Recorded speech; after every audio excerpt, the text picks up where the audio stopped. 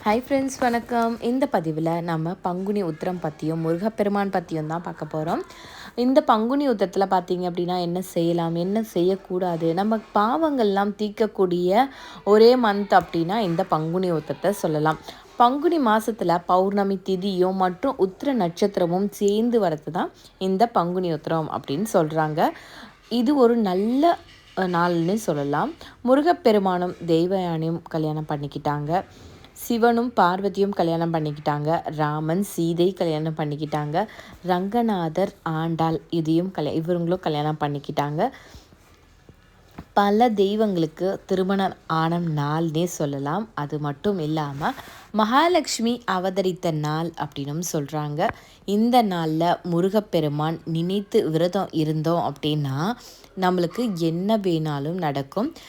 இந்த நாளில் நம்ம பால் அபிஷேகம் வாங்கி கொடுத்தோம் அப்படின்னா நம்ம பாவங்கள் எல்லாம் தீர்ந்துரும் அப்படின்னும் சொல்கிறாங்க. இந்த வருஷம் பார்த்திங்க அப்படின்னா ஏப்ரல் 1 புதன்கிழமை வருது. அதுவும் இல்லாமல் முன்னாடி நாள் மார்ச் 31 பார்த்திங்க அப்படின்னா செவ்வாய்க்கிழமை வந்துருச்சு. அது கூடவே பார்த்திங்கன்னா பங்குனி உத்திரம் நட்சத்திரமும் அன்னைக்கு பிறந்துச்சு. அன்னைக்கும் நீங்கள் விளக்கேற்றிக்கலாம். இல்லை நான் உங்கள் புதன்கிழமை பௌர்ணமிலையும் விளக்கேற்றணும் அப்படின்றவங்க பௌர்ணமிலையும் போய் விளக்கேற்றிக்கோங்க. கல்யாணம் ஆகாதவங்க இந்த விரதம் இருக்கிறது ரொம்பவே சிறப்பு. இந்த நாளில் எல்லா முருகர் கோயிலையும் அபிஷேகம் அலங்காரம்லாம் பயங்கரமாக இருக்கும். நீங்கள் கண்டிப்பாக போயிட்டு பக்கத்தில் இருக்க கோவில்லனாச்சும் போய் சுவாமியை தரிசிச்சுட்டு வாங்க. சிவப்பு மலர்களால் அர்ச்சனை பண்ணுறது ரொம்பவே சிறப்பு. வீட்டில் வேல் இருந்தாலும் சரி, சிலைகள் இருந்தாலும் சரி, இந்த நாளில் அபிஷேகம் பண்ணுறது ரொம்ப சிறப்பு. முடிஞ்சால் லக்ஷ்மி தாயாருக்கும் பார்த்திங்க அப்படின்னா வெள்ளை மலர்கள், அதாவது வாசனை உள்ள மல்லிப்பூவோ முல்லை அந்த மாதிரி பூக்களை வாங்கி கொடுத்தீங்க அப்படின்னா லக்ஷ்மி அவதரித்த நாள் இல்லையா, அதுவும் ரொம்பவே சிறப்பு. உங்கள் வீட்டில் சுப நிகழ்ச்சி நடக்கணும் அப்படின்னா இந்த பங்குனி உத்திரத்தை மிஸ் பண்ணுறாதீங்க. ஒரு ஜாதகத்தில் மன ரீதியான தைரியம், வேலை வாய்ப்பு எல்லாம் அமையணும் அப்படின்னா சூரியன் தான் காரகக்காரராக இருப்பாராம். அப்படிப்பட்ட அந்த சூரிய பகவானுக்குரிய உரிய நட்சத்திரமான இந்த உத்திர நட்சத்திரம் மிஸ் பண்ணிடாதீங்க.